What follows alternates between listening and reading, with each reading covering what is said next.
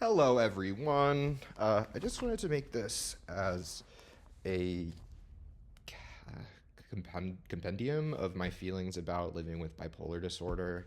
I know that there's a lot of stereotypes and assumptions made about people who have bipolar and it's a spectrum. Everyone is different in every case of every person on this planet.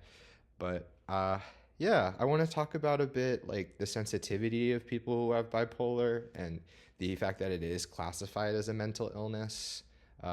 It's a mood disorder.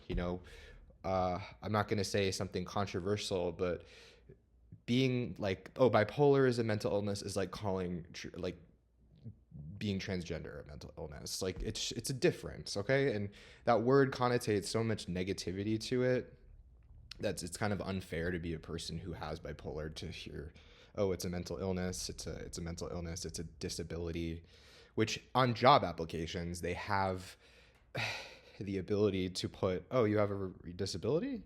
Yeah. Do you have bipolar? Oh, okay. You should admit that to us and make sure you're clear about that so we can now size you up based on our assumptions and prerequisite information, which is not very strong on how people with bipolar behave. People think that those with bipolar are dangerous, they're unpredictable, they're inappropriate, they're deviants. I could go on and on about that just because of how it's portrayed in the media. And as a person who is a very sensitive, also like stabilized person with bipolar, I've never done anything to harm another human actively, consciously, physically. So it's a bit strange when people say that we're violent. I have had my moments where I've been aggressive, absolutely, when I feel cornered by insensitive people who use language that is manipulative, because a lot of people don't realize, and I'm not saying neurotypical people are using things to manipulate others. They are. Um, Passive aggression and corporatism, roles in hierarchy.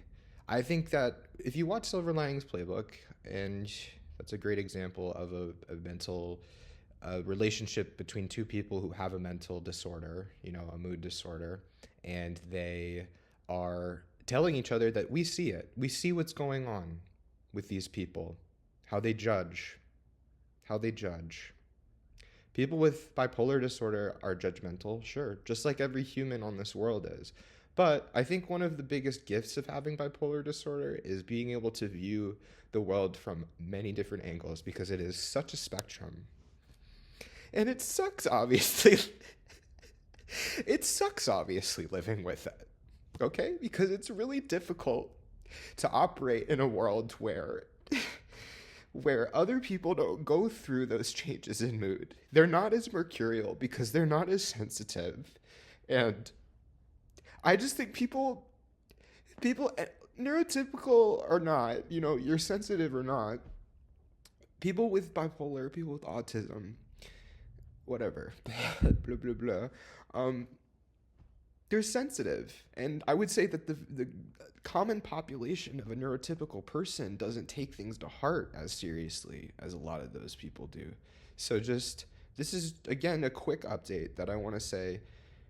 If you know somebody who has like a mental disorder or a mental difference, please try to strive to your best to not treat them differently or put them in a box, because we are struggling.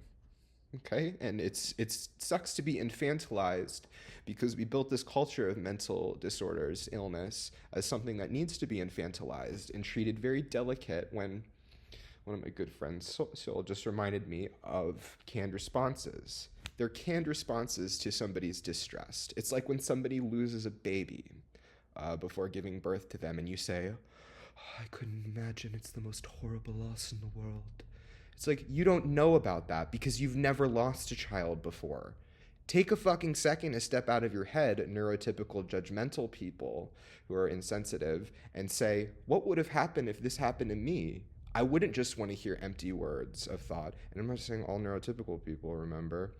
I don't like to generalize too much. But I'm saying, make sure that you are speaking from the heart. And if you can't do that, take the time to try to learn how.